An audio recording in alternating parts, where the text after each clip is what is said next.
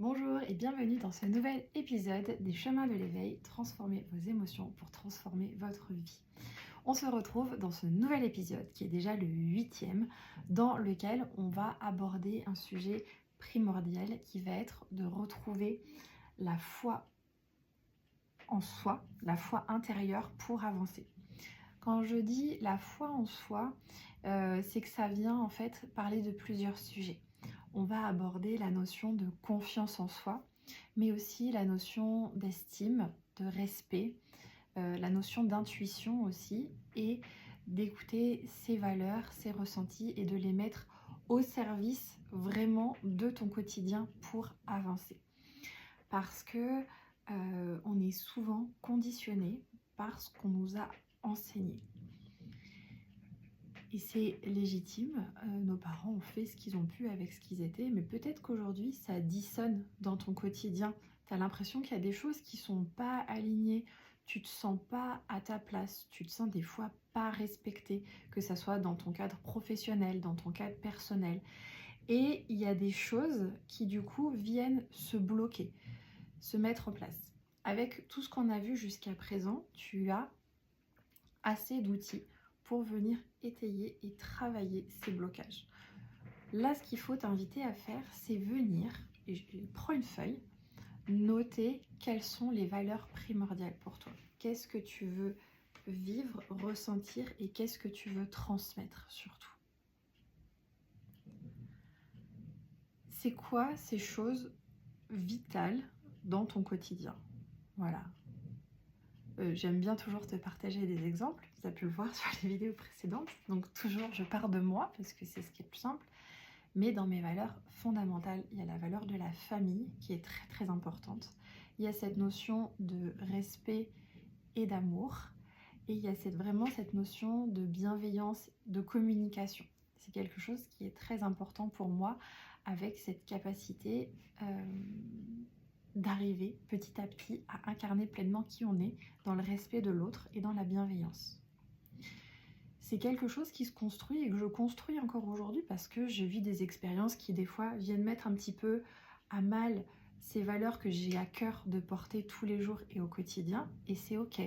Je repars sur les vidéos précédentes parce que du coup je vais aller voir pourquoi ça a bloqué, qu'est-ce qui a fait que soit j'ai manqué de respect à quelqu'un, soit je me suis manqué de respect à moi-même, c'est souvent un petit peu lié, et co-construire par rapport à ça pour demain être fière de moi, nourrir l'estime de moi et surtout me respecter et respecter l'autre à hauteur de ce qui est important pour moi. J'espère que ça c'est clair pour toi. Pour t'aider dans ça et pour venir travailler autour de la notion de confiance, parce que c'est quelque chose qu'on me demande souvent, comment on fait pour avoir confiance en soi? Mais déjà, on prend conscience de ce qu'on a accompli dans la vie. Tu peux avoir l'impression, et le cerveau est très très fort pour ça, pour dire que c'était qu'une question de chance, que c'est tombé juste sur le bon truc, c'est que c'était la bonne journée, que les planètes étaient alignées, que l'examinateur était bien luné. Non, stop les excuses et tout ça. Tant mieux si ça s'est passé de façon fluide, légère et j'ai envie de dire facile. Ok, mais ça veut dire qu'en fait, tu es capable de réussir facilement, en fait. C'est pas l'extérieur qui a conditionné ta réussite, c'est toi qui l'as créé. Et ça n'a pas été créé juste parce que tu avais bossé que ce sujet-là, en fait. Non, c'est quelque chose qu'il faut juste prendre. J'avais mon permis à passer et je l'ai eu. Voilà, et pas parce que l'examinateur était bien luné, pas parce que c'est le parcours que on avait révisé 12 fois. Non, tu viens poser, j'ai réussi à apprendre une compétence qui est la conduite. Parce que je pense qu'on est nombreux à avoir le permis, donc c'est quelque chose qui parle. Et si tu l'as raté, entre guillemets, l'examen plusieurs fois, il y a à dire aussi, j'ai la fierté, je n'ai jamais abandonné jusqu'à ce que je réussisse. Et prends conscience de ça. Parce que ta confiance en toi, ton estime et ta fierté, elles se créent sur ça. Elles se créent sur ces moments du quotidien où tu n'as pas lâché, ces moments où tu as réussi. Et on enlève tous les à côté, tout ce que le cerveau, tout ce qui a envie de minimiser ce que tu as accompli. Non, tu l'as fait. Avoir un examen, un jour, brevet, bac, BTS, diplôme, peu importe. Réussir un entretien d'embauche, tu l'as fait. Et c'était, pardon, pas pour des raisons extérieures, parce que tu t'étais préparé, parce que tu as mis des actions en place pour l'accomplir. Et c'est ça que le cerveau a tendance à minimiser et à vouloir occulter, parce qu'on n'a pas appris à cultiver ça. J'ai cet exemple de graine qui vient, où c'est cette notion de foi intérieure, de confiance intérieure, tu vois, pour moi c'est raccroché au niveau du cœur. C'est une graine qui ne meurt jamais, déjà, ça c'est chouette. Par contre, elle peut se refermer, un peu comme une hibernation, et tu peux venir l'ouvrir. Comment tu vas venir l'ouvrir?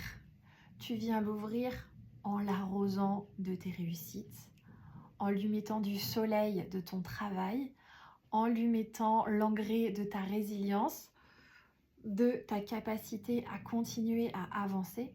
Et c'est comme ça que tu viens construire cette foi intérieure et cette capacité à te dire, en fait, là, je prends conscience qu'avec tout ce que j'ai vécu dans ma vie, tout ce que j'ai réalisé, je suis capable de réussir.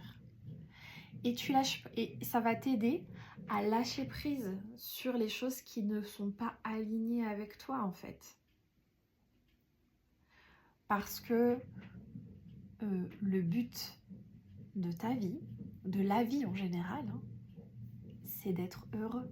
C'est pas de lutter en permanence contre le collègue qui est désagréable, contre ton conjoint avec qui tu n'arrives pas à communiquer ou autre, peu importe ta situation, avec toi-même.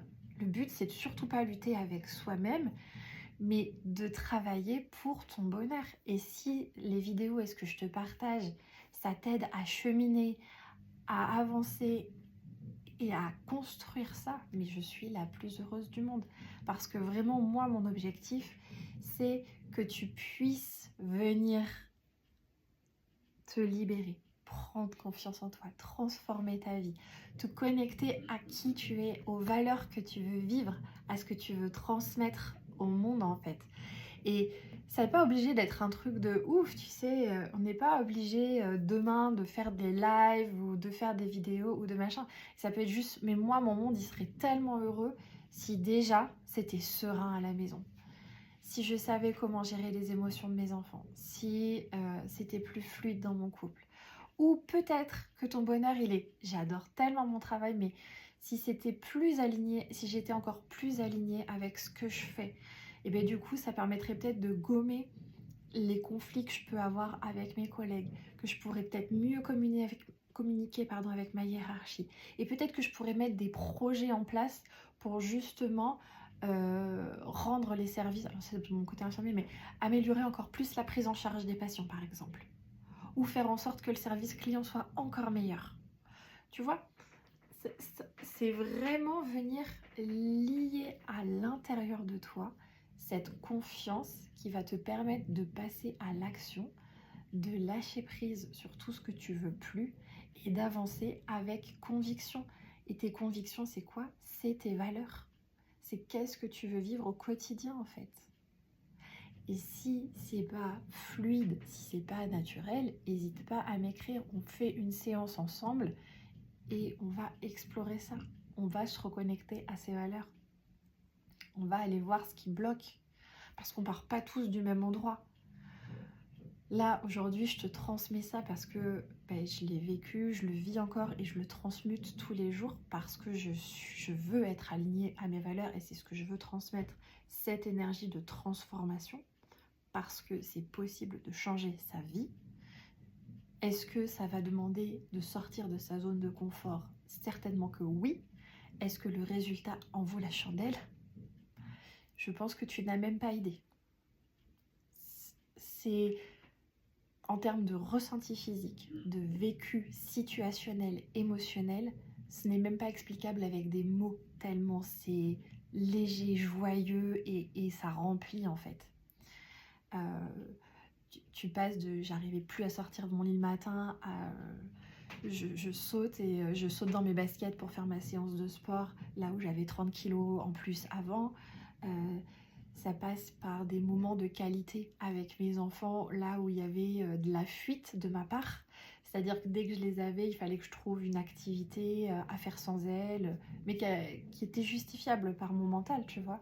Ou que j'étais fatiguée, il fallait que j'aille me reposer, alors que maintenant, on va à la bibliothèque, on kiffe, on vit des moments de vie géniaux, et tout s'aligne en fait.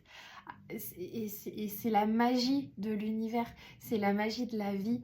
À partir du moment où tu viens travailler, lâcher prise et que tu suis ton intuition et ce que tu as envie de faire. Et j'ai ce petit mouvement d'épaule qui s'installe en même temps parce qu'il a envie de dire mais viens, tu verras, l'univers est magique, il répond à ça.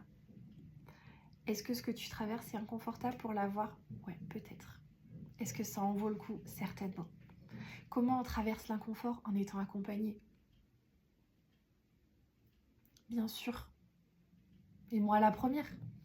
Et encore. Parce que ça reprend ce que j'ai dit une fois. Mettre du conscient sur de l'inconscient, c'est difficile de le faire par soi-même. Parce qu'il y a des choses que ton cerveau n'a pas envie de mettre en lumière. Il est habitué à fonctionner d'une certaine façon. Il comprend d'une certaine façon. Il comprend pas pourquoi d'un coup, tu lui dis, mais gars, on va changer, on va faire autre chose. Bah déjà, lui, il part en cacahuète parce qu'il flippe. Il se dit, faire autre chose, mais on va faire quoi? Comment ça va se passer? Quel va être le résultat? Le peu de fois où on a essayé de faire autre chose, regarde, on s'est ramassé. Donc on va pas le faire. Paf, procrastination, retour en arrière, tu restes là où t'es. C'est un mécanisme de défense. C'est juste ça. Ce qu'il faut que tu comprennes, c'est que l'objectif de ton cerveau, c'est que tu sois pas en danger. Et lui, il voit pas le kiff qui va venir derrière. T'as beau essayer de lui dire, mais tant qu'il l'a pas vécu, expérimenté physiquement, émotionnellement et tout ça, il se dit oh, wow, j'y vais pas. Donc ça demande d'autres ressources pour y aller. Et c'est cette foi intérieure, c'est ce lâche qui va t'accompagner à te lâcher prise, cette confiance et ce moteur aussi de pourquoi tu veux changer. Est-ce que vraiment, vraiment tu veux changer? Est-ce que vraiment, vraiment tu veux réussir à sortir de ton lit le matin sans te trouver d'excuses de ne pas le faire? Est-ce que vraiment, vraiment tu as envie que cette relation avec tes enfants et le climat familial il soit serein, léger et que tu es prêt à faire des choses pour ça? Ou est-ce que non, finalement ça va, c'est bien? Ou est-ce que vraiment, vraiment tu as envie de t'engager pour apprendre des fois? Moi, ce qui était important pour moi, c'était d'apprendre à gérer mes émotions. Parce que ça débordait trop, ça prenait de la place sur tout, sur tout, sur tout, sur tout. Et en fait, il y avait deux choses. Il y avait le mental qui disait ouais, bon, les émotions, personne n'en parle déjà, ou très peu. On ne te fait pas trop comprendre l'impact que ça a dans ta vie. Et finalement, tu es quand même, Agnès, en bonne santé physique. Donc c'est pas si mal en fait. Je veux dire, si vraiment tu as les émotions en carafe, à l'époque, tu vas boire un coup, tu sors faire la fête, tu vas voir tes potes et tu vis dans une espèce de brouillard qui fait du bien et qui aide à avancer au quotidien. Je ne dis pas qu'il faut que tu changes de vie à 360, il faut que tu restes aligné avec qui t'es. C'est juste prendre les choses qui sont vraiment importantes et essentielles pour toi. Et peut-être que sortir, danser et faire karaoké, ça fait partie de toi. Moi, ça fait partie de moi. J'adore sortir, danser, chanter. Par contre, de là où je le faisais le mardi, mercredi, jeudi, vendredi, samedi, dimanche, et là, c'est un peu délétère, peut-être que je vais le faire plus qu'une fois par mois ou une fois tous les 2 mois, ou je vais faire une soirée avec mes copines à la maison, il n'y a plus besoin de sortir, mais on va quand même danser et faire karaoké à la maison. Et c'est suffisant en fait. Parce que ça répond à un besoin, ce besoin de partage, on est des êtres sociaux, mais c'est aligné à mes valeurs. Il il y a cette notion de je me respecte.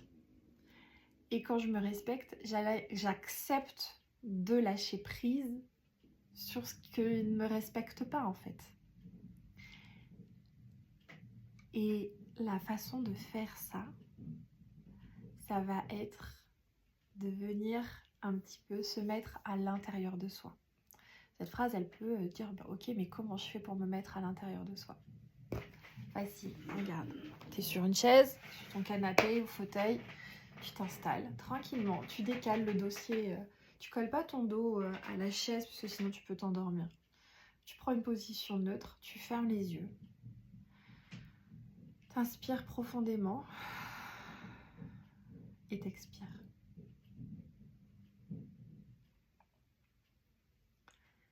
Et tu prends le temps de faire ça. Déjà, c'est juste prendre le temps de s'apaiser et de prendre conscience de soi. Et après, si tu veux aller un peu plus loin, tu peux être accompagné de ce qui s'appelle des méditations guidées. Soit tu me contactes et je t'envoie un lien d'accès avec un petit panel de méditation. Les premières que je propose, moi, de toute façon, c'est toujours le nettoyage énergétique, la reconnexion au corps pour venir se détendre et s'apaiser.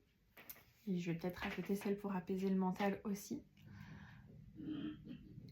Et cet exercice-là, il n'est pas très long en fait. Une méditation, elle peut durer moins de 10 minutes. Elle est très efficace. Pas besoin de méditer pendant 12 heures. On n'est pas... Je suis pas Dalai Lama, je suis pas moine tibétain. Je suis une mère, j'ai 2 enfants, j'ai une entreprise, j'en ai même 2. J'ai pas le temps de méditer pendant 12 heures dans ma journée, clairement. Mais je te dis, si tu le fais en conscience et que tu le fais 8-10 minutes par jour, déjà tu vas avoir des changements. Si tu me dis que tu les as pas, c'est peut-être que tu n'es pas prêt à changer et c'est ok. C'est ok vraiment. Mais pose-toi la question, est-ce que c'est dans tes valeurs? Est-ce que ça correspond avec ce que tu veux vivre au quotidien? Avec ce que tu as envie de lâcher? Parce que vraiment, se reconnecter à ça, c'est important. Donc, ce que je vais t'inviter à faire, tu prends un cahier, tu vas noter toutes tes réussites, même les plus petites, même celles qui te paraissent insignifiantes. Parce que je sais qu'il y en a qui vont me dire, mais moi, j'ai jamais rien réussi dans ma vie. Est-ce que tu marches? Tu as réussi à apprendre à marcher? Est-ce que tu parles? Tu as réussi à apprendre à parler? Est-ce que tu écris? Et on s'en fout de l'orthographe, je le tiens à préciser. Tu sais tenir un stylo et écrire. À compter, j'en ai rien à carrer que tu sois un matheux et que tu ne puisses pas me réciter Pythagore. Tu sais faire une addition, tu as cette capacité d'apprendre. Est-ce que tu as gagné un jour un match de sport? Toutes tes réussites, note-les, ne sois pas exhaustif, ne pars pas, je te demande pas ton curriculum vitae. J'ai réussi à faire des enfants. Et il y en a pour qui ça a été un sacré parcours des fois, juste d'avoir des enfants. J'ai réussi à avoir une vie de couple harmonieuse. Et de là où je partais, c'était pas évident. J'arrive, je sais pas, faire une recette de cuisine. J'ai cuisiné un truc. Ben, il y en a, ils ont jamais cuisiné. Et c'est un challenge d'un jour sortir un saladier et de faire des madeleines. Et en fait, c'est juste prendre conscience que c'est des réussites, que tu as réussi. Et peut-être que tu t'es fait accompagner dans ces réussites, mais c'est ok, personne n'a dit que tu devais le faire seul. Ce qu'on a dit, c'est que tu l'as accompli toi-même. Tous les plus grands sportifs du monde, ils sont pas devenus sportifs tout seuls. Hein. Ils n'ont pas gagné des médailles tout seuls. Est-ce que c'est eux qui ont accompli la course? Oui. Mais avant, il y a toute une équipe derrière qui les ont poussés, qui les ont accompagnés, qui les ont entraînés mentalement, physiquement, émotionnellement, pour qu'ils puissent réussir ça. Mais ça part d'eux à la base. Et c'est ça que je veux te transmettre. Ça part de toi à la base. Donc, oui, tu as le droit d'être accompagné et au contraire, je t'invite à le faire avec des personnes, moi, si tu veux, mais avec des personnes en tout cas bienveillantes, centrées, qui vont t'aider à cheminer vers ça. Parce qu'en fait, la clé, elle est là. Tu as déjà tout pour réussir à l'intérieur de toi. C'est juste que tu n'as pas appuyé sur les bons boutons. Et venir Noter tes réussites, c'est venir mettre devant tes yeux, devant ton cerveau. Waouh, en fait, j'ai accompli tout ça. Et si tu as tendance à le minimiser, n'hésite pas à faire la liste de toutes les phrases que tu te répètes à côté. Ça, c'est du cadeau en boîte que tu peux aller retravailler avec... Attends, je te donne le numéro de l'épisode. Tu vas voir. 6. Transformer ses croyances. Ok? Tu fais ça. Tu notes toutes tes réussites. Et si tu me dis, ah ben oui, mais c'est normal, tous les bébés après. Non! Tu l'as fait. Est-ce que tout le monde est capable de faire un footing? Oui. Est-ce que tout le monde est capable de gagner les Jeux Olympiques? Non. Donc, tu l'as fait et ta réussite ne vaut pas moins que celle de quelqu'un d'autre. Donc, si quand tu vas noter j'ai eu mon bac et que la première chose qui te vient c'est ouais mais le sujet ce jour-là il était facile. Je l'ai eu parce que j'ai eu de la chance. Je l'ai eu à râler pâquerette. En fait, ça c'est que des croyances limitantes. C'est pas noté sur ton diplôme hein, que c'était le sujet que tu avais révisé, que tu l'as eu à râler pâquerette. Tu as eu ton examen en fait. Donc viens noter toutes ces phrases-là à côté et tu regardes l'épisode 6 pour apprendre à déconstruire les croyances et mettre de la valeur sur ce que tu as accompli. Parce que ça a de la valeur. Tu as de la valeur. Et c'est important de te reconnecter à ça. Ça va nourrir ton estime, ça va nourrir ta fierté, ça va nourrir ta confiance en toi. Et te rappeler que tu es capable d'accomplir bien plus que tu ne penses. Je te dis à la semaine prochaine pour l'épisode 9 où on va parler du bien-être mental. Je te souhaite une très belle journée.